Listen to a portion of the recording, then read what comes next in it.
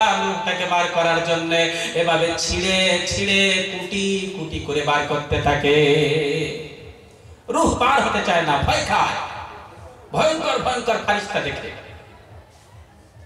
তারপরে যখন রূহটা বার হয়ে যায়, ওই ভয়ঙ্কর ফারিস্তারা বলে, রূহটার ভিতরে থেকে বড় গন্ধ পাচ্ছি, আমরা এই দুর্গন্ধ সহ্য করতে পারছি না, এটাকে আস্তে করে চটে নিয়ে সিজ্জিনে রেখে এসো, জমিনের নিচে রেখে এসো, আমাদের কাছে এত গন্ধ আমরা সহ্য করতে পারছি না। ফারিস্তা এমন কথা বলতে থাকবে।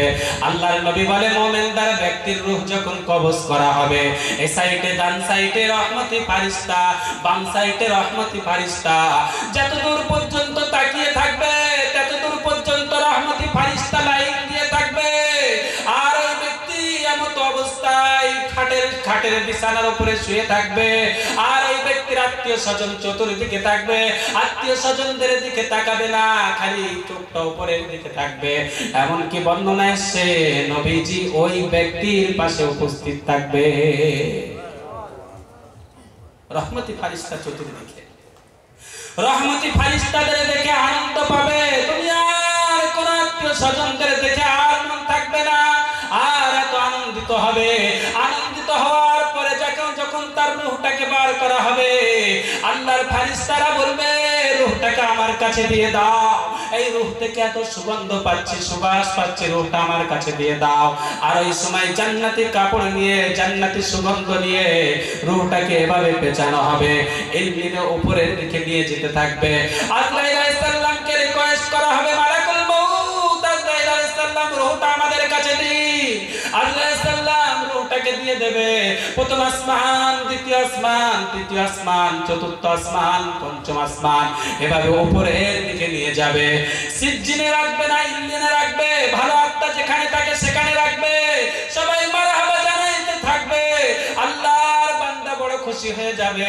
এদিকে আত্মীয় স্বজন সবাইকে খবর দিয়ে দেব, মুখের পিতা মারা গেছে, মাইকে অ্যালাউন্স হয়ে যাবে। আত্মীয় স্বজন সবাই তখন বাড়িতে উপস্থিত হবে। রূহটা আর কিন্তু শরীরের ভিতরে নেই। যদি ভালো রূহ হয় তাহলে সিজ্জিনে ইল্লিনে রাখবে, আর খারাপ রূহ হয় সিজ্জিনে রাখবে, যেখানে আত্মা, শাস্তিদায়ক আত্মা থাকে, সেটা হলো জমিনের নিচে। আর ভালো রূহের স্থান ইল্লিন, আসমানের উপরে। যখন আস্তে আস্তে আত্মীয় স্বজন সবাই জানতে পারবে অমুকের আব্বা মারা গেছে, গোসল দেওয়ার জন্য 2 জন ব্যক্তি উপস্থিত হবে, 4 জন ব্যক্তি উপস্থিত হবে। লাশ বলতে থাকবে, আমার সমস্ত শরীরে ব্যথা, পা থেকে মাথা পর্যন্ত ব্যথা, আমার গায়ে আস্তে আস্তে সাবান লাগাও, আমার গায়ে আস্তে আস্তে সরমা লাগাও, আমার গায়ে আস্তে আস্তে কাফন লাগাও। ওই সময় লাশের কথা 4 জন ব্যক্তি শুনতে পাবে না। তারা যদি শুনতে পাতো কান থেকে পালিয়ে যেত। আস্তে আস্তে তাকে সরমা আতর মাখানো হবে, তাকে সুন্দর করে কাফন পরানো হবে। এবারে তাকে কবরস্থানের দিকে নিয়ে যাওয়া হবে, কবরস্থানে দাফন করবে। আস্তে আস্তে তাড়ি দিয়ে যখন চলে আসবে, ওই সময় ওই ব্যক্তি বলবে, আরে কত কষ্টের মধ্যে আছি, তোমরা আমাকে ছেড়ে কোথায় যাও? হে আমার আত্মীয় স্বজন, কত কষ্ট করে বিল্ডিং বানালাম, কত কষ্ট করে ঘর বাড়ি বানালাম, কত কষ্ট করে গাড়ি বাড়ি করলাম, হে আমার আত্মীয় স্বজন, আমাকে রেখে কোথায় চলে যাও? আমার বড় ভয় পায়, আমাকে একটু নিয়ে যাও।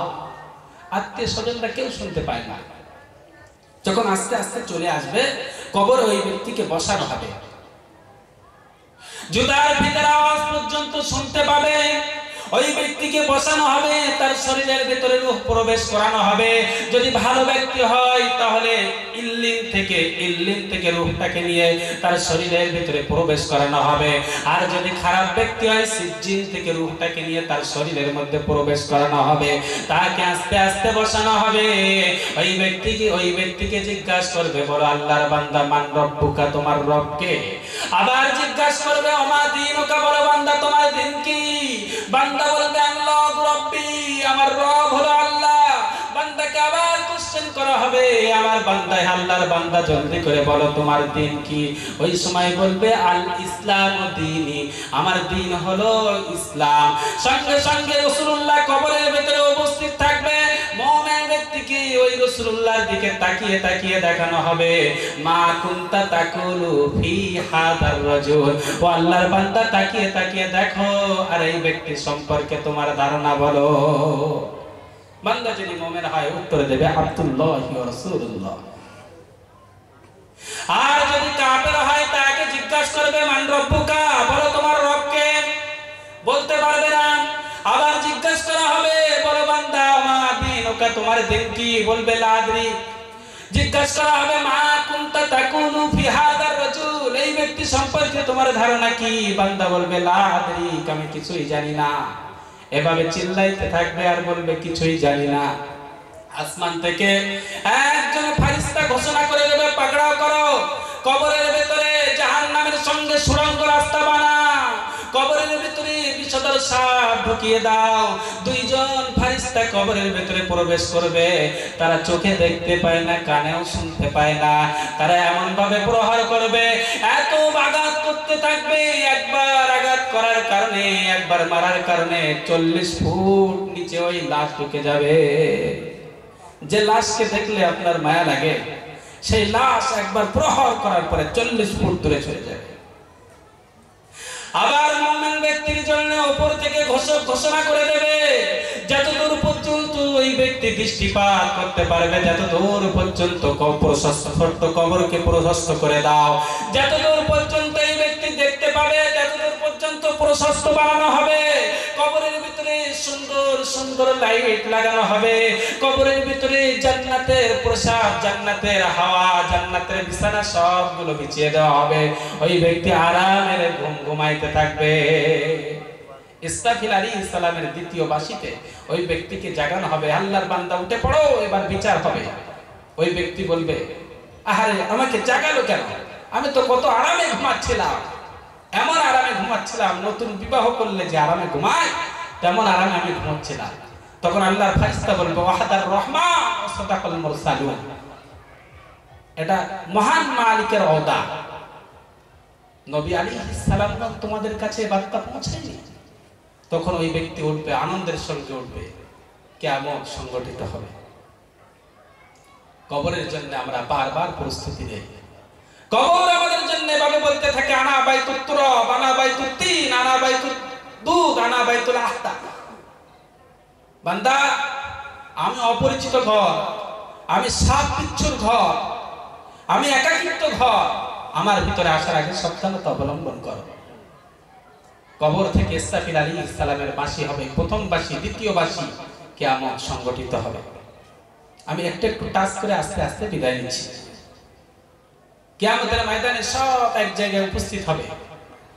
আল্লাহ রাসূল বলছে এমন ময়দান হবে নারী আর পুরুষ উলঙ্গ অবস্থায় থাকবে।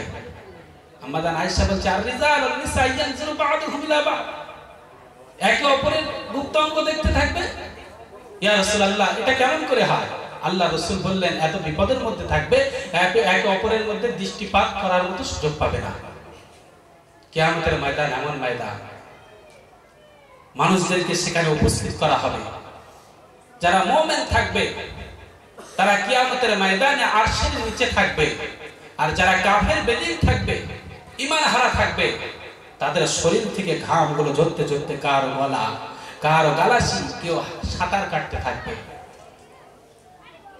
কি কষ্ট, কি কষ্ট!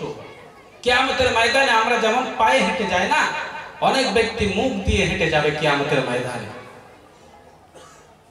কিসাস হবে, বান্দাদেরকে নিয়ে কিসাস হবে, কিসাস। বান্দারা সব কিছু দেখবে। কিসাস মানে সমবদলা, প্রাণীকুলেরা প্রাণীদের দিকে তাকিয়ে তাকিয়ে দেখবে। আল্লাহ বলবেন, আল্লাহ রাব্বুল আলামিনের কাছে চতুষ্পদ জন্তুরা তা বলতে থাকবে মালিক দুনিয়াতে আমাকে সিং দেন নাই, অমুক প্রাণীর সিং দিয়েছিলেন, আর ওই সিংয়ের কারণে আমাকে আঘাত করেছিল, আমি বড় কষ্ট পেয়েছিলাম। আল্লাহ বলবে যাও তোমাকে সিং দেওয়া হলো, যেমন করে দুনিয়ার বুকে আঘাত করেছে তুমিও তেমন ভাবে আঘাত করো। সঙ্গে সঙ্গে ওই ব্যক্তির মধ্যে যুদ্ধ, ওই দুই গবাদি প্রাণীর মধ্যে যুদ্ধ লেগে যাবে। একে অপরের যুদ্ধ দেখার পরে ওই সময় তারা একে অপরে আহত হয়ে যাবে, নিহত হয়ে যাবে, সবাই মারা যাবে। এবার আল্লাহ বলবে কুনি তুরাবা, তোমরা সবাই মাটির সঙ্গে মিশে যাও।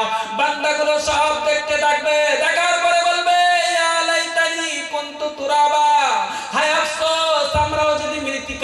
জান্নাত মাটিতে পরিণত হয়ে যেতাম, এই বিচার দিনে কতই না সুবিধা হতো, কতই না আরাম পেতাম। কিছু সময় পরে আল্লাহ আমাদের নাম ধরে ডাকবে, বিচার হবে। আমরা যদি জাহান্নামে হয় জাহান্নামে নিক্ষেপ করবে, আর জান্নাতি হলে তাহলে জান্নাতে নিক্ষেপ করে জান্নাতে দিয়ে দেবে। হযরত ওমর রাদিয়াল্লাহু তাআলা আনহু বসে আছে, আবু বকর রাদিয়াল্লাহু তাআলা আনহু বসে আছে। আল্লাহর নবী দোয়া করছে, আল্লাহ কিয়ামতের ময়দানে আমার বান্দা আমার উম্মতরা যখন জাহান্নামী হবে এক আজলা নিয়ে জান্নাতে প্রবেশ করাবে।